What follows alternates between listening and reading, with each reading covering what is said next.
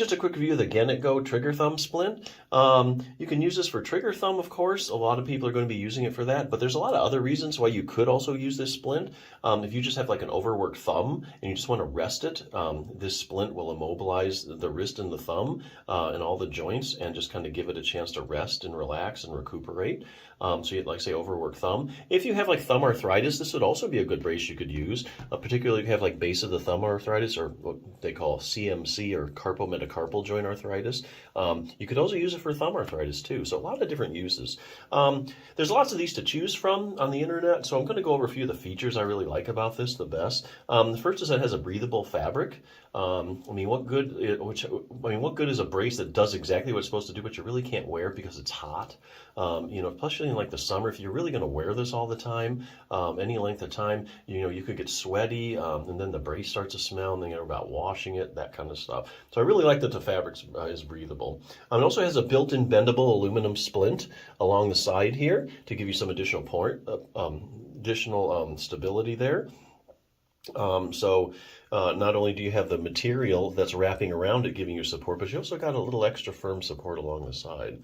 And the other thing I really like about this is that it fits both the left or the right hand.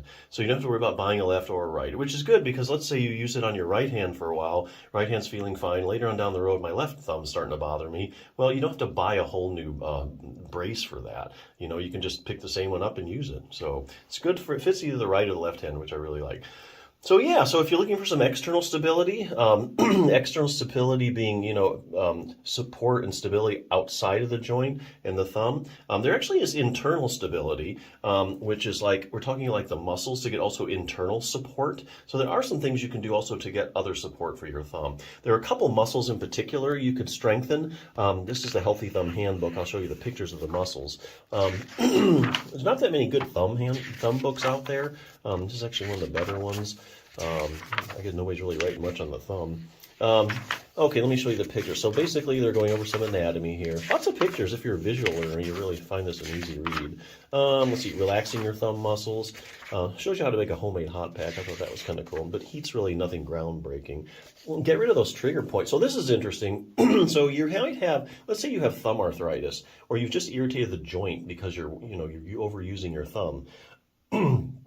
Well, basically, you could have pain coming from the joint, of course, but also, if you have joint pain, a lot of times the muscles around the joint react to what's going on in the joint, and then they become irritable. And then you develop like these irritable spots called trigger points.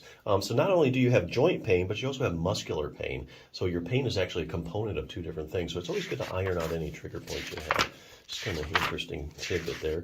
If you do have base of the thumb arthritis, chances are your web space is getting tight, and you definitely need to stretch that out. Oh, here's a good one. So if you do have issues with like thumb arthritis, taking pressure off the thumb joint, this shows you a really easy thumb distraction technique you can use. Joints that are overworked or joints that are arthritic, they just love to be distracted, and that's where you pull them apart a matter of millimeters. Basically, they love it because it just takes all the pressure off the joint, and that makes them happy. They don't have to work too much. It's like there's no pressure on me. I can rest, I can relax, recuperate, circulation's better, so they just love that. Good way to get the joint pain down. Okay, so here we go, getting maximal thumb joint stability. First muscle is the abductor pollicis longus. As you can see, that muscle goes right to the base of the thumb, and that's where it stabilizes that lower thumb joint. We're talking like one exercise here that maybe take you like a minute and a half. And you don't even need to do these exercises every day. If you do them every other day and give the muscles time to rest and recuperate in between exercises, so you only really have to do like 2 or 3 times a week. Anyway, other muscle is the first dorsal interossei muscle. As you can see, that muscle attaches right to the base of the thumb and supports it. So here again, this is internal stability. A couple exercises, doing 2 or 3 times a week. If you know what to do, there's really a lot you can do for thumb problems that a lot of people don't know about. But anyway, as far as external stability, I think this is a good brace, got lots of good features, so definitely check it out.